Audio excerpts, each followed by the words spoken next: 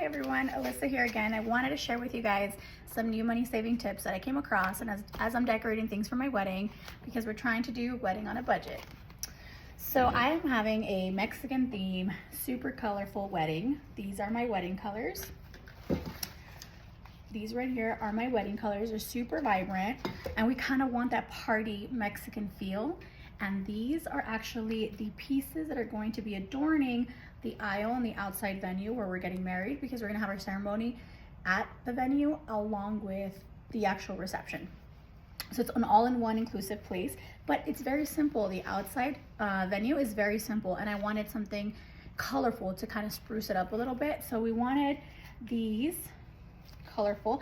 I'm unsure about this little center ribbon still. I need to work it out, but the rest of the vases or vases have these ribbons.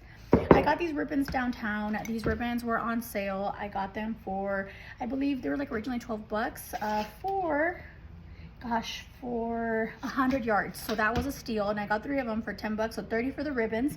These are from Dollar Tree, sturdy, and I have 18 of them. I might not end up using all 18 of them, but they're multi-purpose. I can use them for a lot of other type of decorations.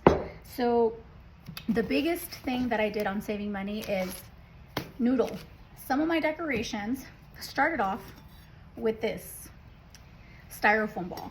Now these styrofoam balls in my town are going for $2.50 a pop, or sometimes I can find them, and that's like when they're on sale, but they're like 4 bucks a pop. I don't buy things for retail, so that's like the number one thing.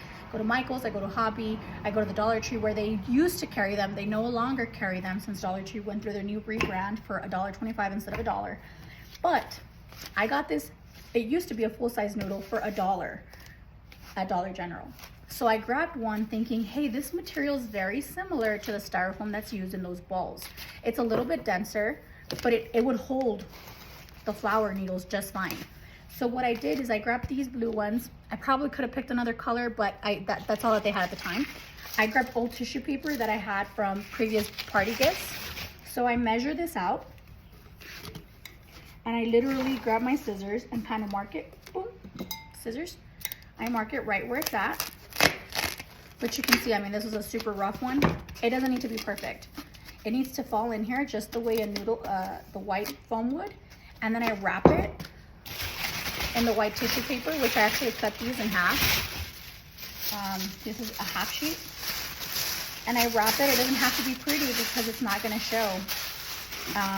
And I'll show you why it doesn't show. These centerpieces are going to be on the floor, which helps me a lot in cutting costs because I'm able to hide it. So you can't see, I mean, you have to look really close, but if you do, all you see is white tissue paper, which is basically the same thing you would see if you look really close on these. I did, however, spray paint this one with gold because I was playing with some different ideas. So anyway, another money saving tip, guys, is if you're going to be using silk florals, some of these can get expensive. I mean, I know people will talk about budgets, like there's people with 10, 20, 15, $25,000 budgets. Our budget for the wedding was 10. I've already exceeded that, so I'm trying to really cut back on the cost on the decoration. So what I did is I shop only when they're on sale for the silk florals. And because my theme is so colorful and so different flowers and vibrant, I actually banked in on being able to grab a bunch of different types of florals that are on sale, as long as they're colorful. And these, especially if you're going like a pink or a blush theme, if you don't stick to a particular flower, you can start planning 6 months ahead and grab 2 or 3 different florals that are in the same color, in the same family wheel. And you can grab them for weeks in advance, one at a time, and then it doesn't feel as like such a big hit, and you can make your decorations as you go. So keep that in mind. If you're having a theme and you have some wiggle room to play with, that's been a big advantage to me. So I don't always get the good expensive florals. If you can tell, I got florals off of Temu. I will show you here. Some of these are good florals, like expensive Hobby Lobby, Michael's florals that were purchased at 50% off. And then it helps that the bouquets have a lot of flowers. I'll show you guys how I cut them in a bit. This is one is from Dollar Tree. So they're pretty, but I mean, you can kind of tell, you know, they're not as, the colors aren't as dense. You can tell the material is kind of see-through. But I put these in sparingly with good quality silk flowers. So there's some Dollar Tree ones, and then the good silk flowers from Michael's. Like a yellow English rose, I used these little red ones from Temu in areas where I needed fillers, but that didn't catch too much attention. Look at this one. These are from Temu, and you can tell the quality is not that great.